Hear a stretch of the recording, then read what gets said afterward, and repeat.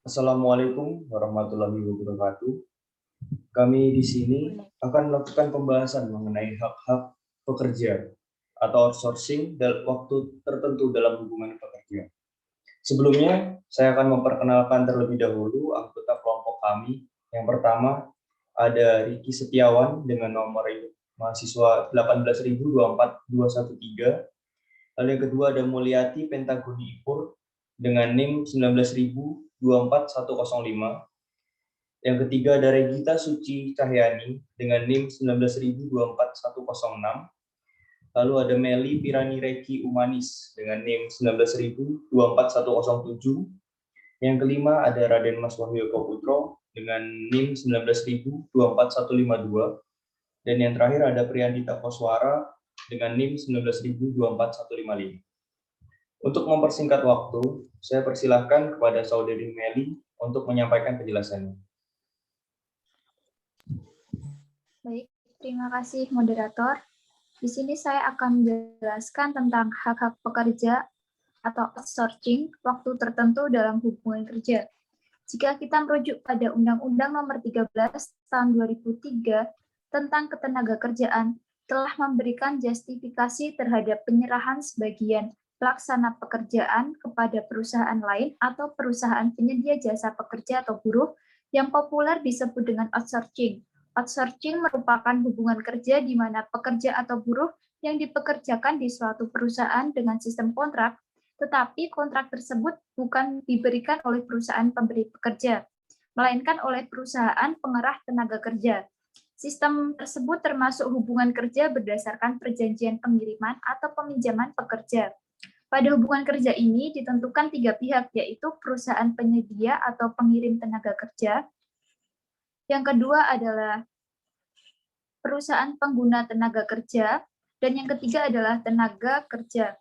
Walaupun outsourcing merupakan hak pengusaha, yang melaksanakan hak itu ada persyaratan tertentu dan tidak boleh bertentangan dengan peraturan perundang-undangan yang berlaku. Artinya bahwa dalam melakukan outsourcing harus memiliki syarat material maupun formil yang sudah ditetapkan. Juga secara substansial tidak boleh mengurangi hak-hak normatif pekerja atau buruh. Hak-hak normatif pekerja atau buruh diantaranya yang pertama adalah hak atas kebebasan menyampaikan pendapat dan ikut serta dalam berorganisasi. Yang kedua adalah hak untuk mogok kerja apabila ada hal yang tidak sesuai dengan perjanjian yang telah ditentukan. Yang ketiga adalah hak atas upah layak yang sesuai dengan perjanjian atau kinerja yang diberikan. Yang keempat adalah hak atas PHK. Dan yang kelima adalah hak perlindungan atas keselamatan dan kesehatan dalam bekerja, serta termasuk hak istirahat, cuti, dan lain sebagainya. Salah satu tujuan pembangunan ketenagakerjaan adalah memberikan perlindungan kepada pekerja atau buruh dalam mewujudkan kesejahteraan, yaitu sebagaimana yang telah diatur dalam pasal 4 huruf C Undang-Undang Ketenagakerjaan. Lingkup perlindungan terhadap pekerja atau buruh yang diberikan dan diatur dalam Undang-Undang Ketenagakerjaan adalah yang pertama, perlindungan atas hak-hak dasar pekerja. Yang kedua adalah perlindungan atas keselamatan dan kesehatan kerja. Yang ketiga adalah perlindungan atas jaminan sosial tenaga kerja. Dan yang keempat adalah perlindungan atas upah. Jadi perlu ditegaskan bahwa pelaksanaan outsourcing tetap harus menjamin hak-hak normatif pekerja atau buruh. Maka pengusaha tidak boleh mengurangi upah pekerja atau buruh dalam ketentuan upah minimum, tidak memberikan hak perlindungan yang layak, membatasi atau mengintimidasi kebebasan pekerja atau buruh dalam menyampaikan pendapat dan berorganisasi, mengurangi hak PHK, dan menentukan pekerja atau buruh dalam melakukan hak mogok kerja, dan lain sebagainya. Selanjutnya, secara lebih konkret, pada pasal 27 ayat 2 Undang-Undang Dasar 1945 menyatakan bahwa tiap-tiap warga negara berhak atas pekerjaan dan penghidupan yang layak bagi kemanusiaan. Dan pada pasal 28D ayat 2 Undang-Undang Dasar 1945 yang menyatakan bahwa setiap orang berhak untuk bekerja serta mendapat imbalan dan perlakuan yang adil dan layak dalam hubungan kerja. Hal ini berarti bahwa konstitusional pemerintah berkewajiban untuk menyediakan pekerjaan dalam jumlah yang cukup, produktif, dan remuneratif. kedua pasal Undang-Undang Dasar 1945 ini perlu menjadi perhatian bahwa upaya-upaya penanganan pengangguran yang telah dilaksanakan selama ini masih belum memenuhi harapan serta mendorong segera dapat dirumuskannya konsepsi penanggulangan pengangguran. Terima kasih. Untuk selanjutnya akan dijelaskan oleh rekan saya Mulyati Pentagoni Ipur. Baik, terima kasih Mbak Meli. Slide kedua.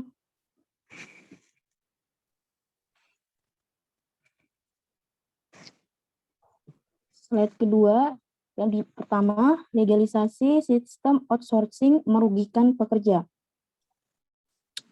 Dalam sistem kerja ini, perusahaan penyedia jasa outsourcing melakukan pembayaran terlebih dahulu kepada karyawan. Selanjutnya, mereka menagih ke perusahaan penggunaan jasa mereka. Karyawan outsourcing biasanya bekerja berdasarkan kontrak. Dengan perusahaan penyedia jasa outsourcing biasanya bekerja berdasarkan kontrak dengan perusahaan penyedia jasa outsourcing, bukan dengan perusahaan pengguna jasa. Maka legalisasi sistem outsourcing cenderung merugikan para pekerja, di mana praktek outsourcing yakni perbedaan upah, status pernikahan yang membatasi akses mendapat pekerjaan, serta hak berorganisasi. Kedua, pengusaha mendominasi hubungan industrial. Pengusaha sangat mendominasi hubungan industrial terlihat dari peraturan yang diatur sedemikian rupa melalui peraturan perundang-undangan ketenagakerjaan dan bahkan lebih rinci pengaturan pelaksanaan hak dan kewajiban antara pekerja dan pengusaha dengan istilah syarat kerja. Diatur dalam bentuk perjanjian kerja, peraturan perusahaan atau perjanjian kerja bersama. Namun, dalam praktek timbul perselisihan antara pekerja dengan pengusaha atau bahkan antara serikat pekerja atau serikat buruh dalam satu perusahaan. Ada kalanya sulit dihindari. Timbulnya perselisihan hubungan industrial pada dasarnya dapat dipahami. Oleh karena itu, di antara para pelaku proses produksi barang dan jasa terdapat dua kepentingan yang ada kalanya tidak selalu selaras sehingga dapat menimbulkan perselisihan. Selanjutnya akan dijelaskan oleh teman saya, Regita. Terima kasih kepada Mbak Mulyati. Di sini saya akan menjelaskan tentang hakikat sosiologis dan yuridis tidak pernah sinkron. Outsourcing pada dasarnya diatur dalam pasal 64 Undang-Undang Ketenagakerjaan, yang mana dalam outsourcing, perusahaan dapat menyerahkan sebagian pelaksanaan pekerjaan kepada perusahaan lainnya melalui perjanjian pemborongan pekerjaan atau penyediaan jasa karyawan yang dibuat secara tertulis.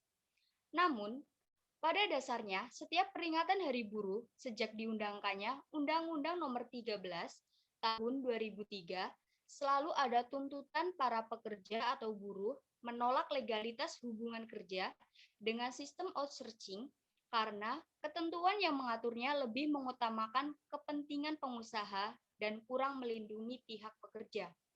Selain itu, menurut para buruh, dengan adanya outsourcing dalam perusahaan bertujuan untuk menghindari pesangon, THR, upah, dan hak normatif lainnya.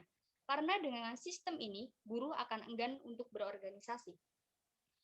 Pada dasarnya, ketika pekerja merasa dirugikan, jaminan sosial dan kesejahteraan serta mengalami penuntutan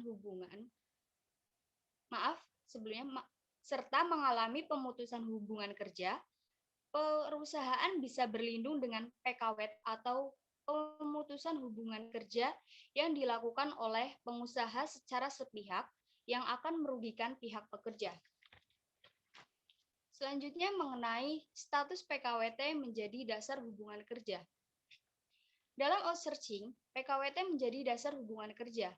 Mengenai aspek hukum hubungan kerja antara pekerja atau buruh dengan perusahaan outsourcing dijelaskan dalam Undang-Undang Nomor 12 Tahun 2020 Cipta Kerja, Klaster Ketenagakerjaan 66 Ayat 1, bahwa hubungan kerja antara perusahaan alih daya dengan pekerja atau buruh yang dipekerjakannya didasarkan pada perjanjian kerja yang dibuat secara tertulis, baik perjanjian kerja waktu tertentu maupun perjanjian kerja waktu tidak tertentu.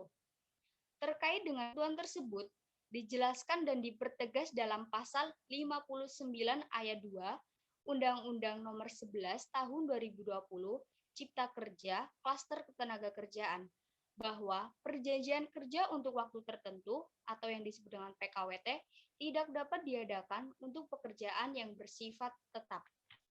Untuk materi selanjutnya akan dijelaskan oleh Mas Riki. Baik, selanjutnya saya akan menjelas slide keempat.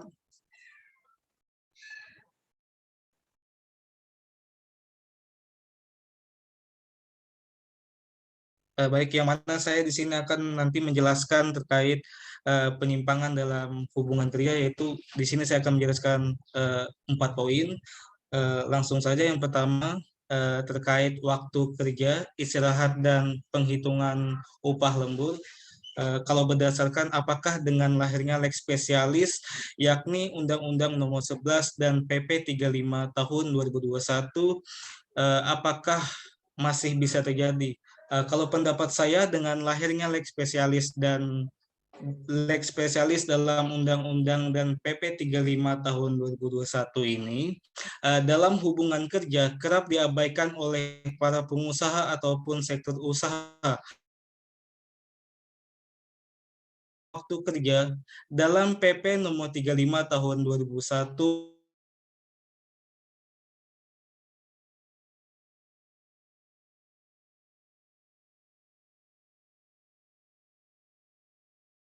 satu, perusahaan pada sektor usaha atau pekerjaan tertentu dapat menerapkan waktu kerja yang kurang atau lebih dari ketentuan sebagaimana dimaksud dalam pasal 21 ayat 2. Dalam hal inilah nanti akan menjadi peluang bagi para sektor usaha untuk memberikan waktu kerja yang lebih. Terlebih lagi, dalam perjanjian kerja nanti para sektor usaha akan langsung menerapkan peraturan mengenai pekerjanya yang tentu akan langsung disetujui oleh para pekerja. Terlebih lagi kita ketahui pada saat sekarang ini kita sedang dilanda pandemi yang menyebabkan banyaknya pekerja yang di-PHK dan diberhentikan. Yang efeknya banyak pengangguran dalam hal ini menjadi pekerja dengan sesuai arahannya yang terkadang malah sangat merugikan para pekerja. Jadi terkait ini saya sepakat bahwa penyimpangan dalam hubungan kerja masih bisa terjadi.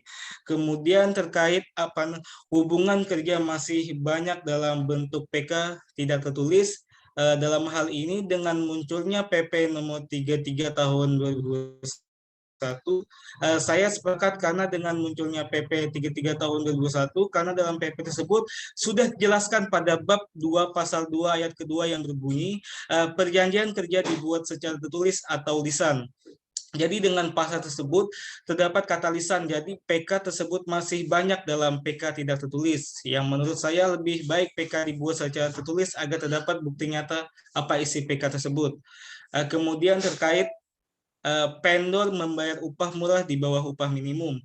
Setelah munculnya PP 33 Tahun 2001, saya tidak setuju apabila vendor membayar upah murah di bawah upah minimum, dan KHL pekerja setiap perusahaan dilarang memperbayarkan upah karyawan yang lebih rendah daripada upah minimum.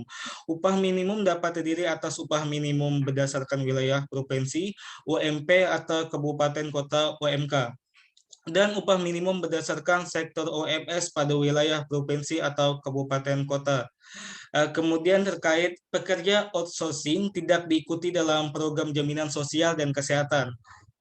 Setelah munculnya PP 33 Tahun 2001, saya tidak setuju apabila pekerja outsourcing tidak diikuti dalam program jaminan sosial dan kesehatan, yang mana yang seharusnya para pekerja diberikan jaminan pelayanan kesehatan karyawan kontrak wajib didaftarkan di BPJS Ketenagakerjaan, termasuk yang bekerja kurang dari 3 bulan, misalnya perusahaan alih daya outsourcing yang mempekerjakan karyawan PKWT untuk waktu 3 bulan harus mendaftarkannya sebagai peserta JKK, JKM, dan JHT.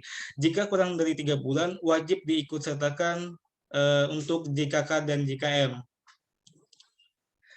Baik, langsung saja.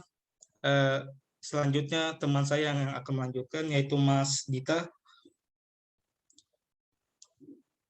Baik, terima kasih Mas Riki Setiawan. Oke, saya melanjutkan mengenai penyimpangan dalam hubungan kerja ini, yaitu mengenai tentang sebagian besar vendor tidak menerapkan K3 bagi pekerjanya.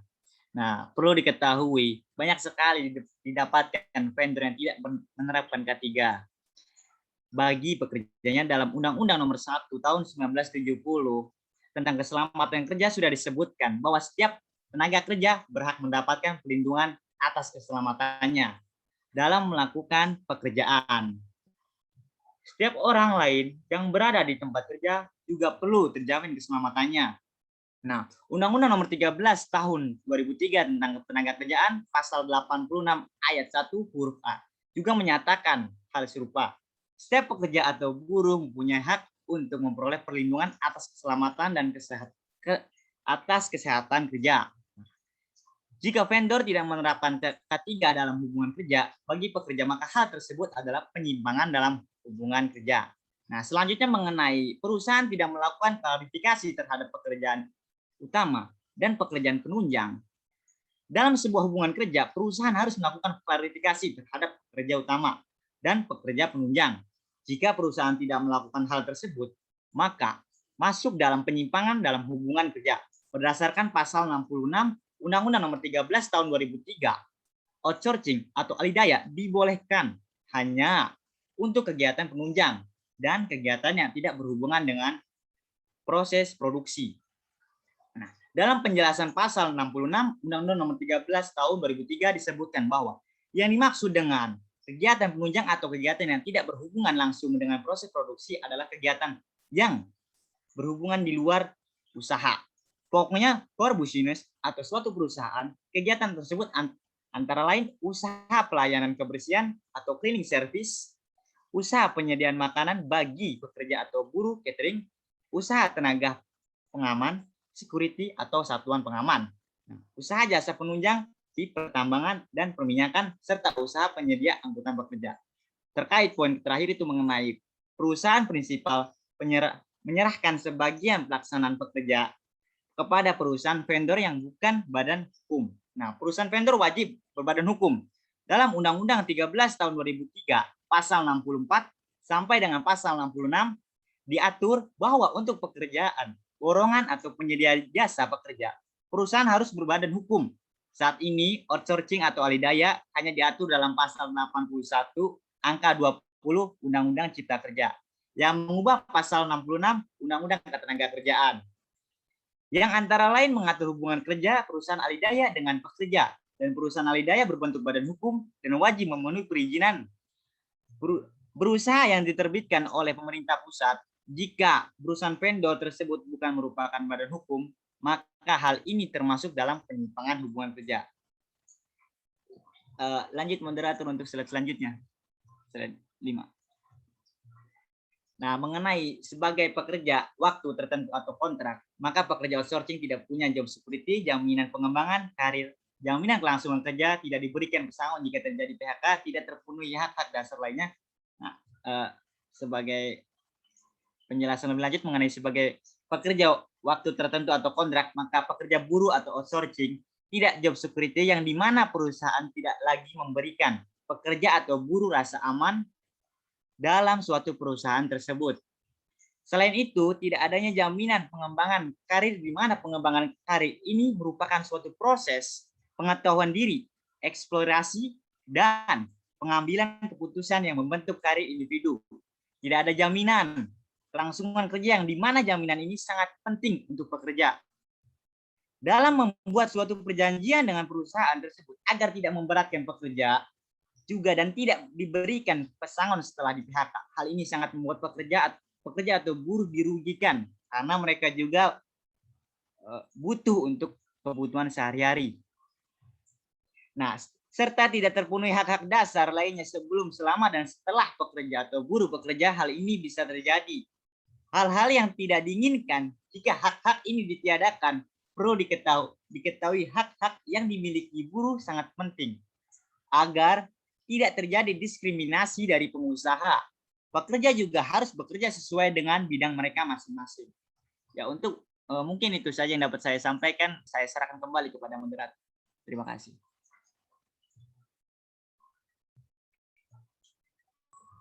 Baik, terima kasih rekan-rekan semuanya.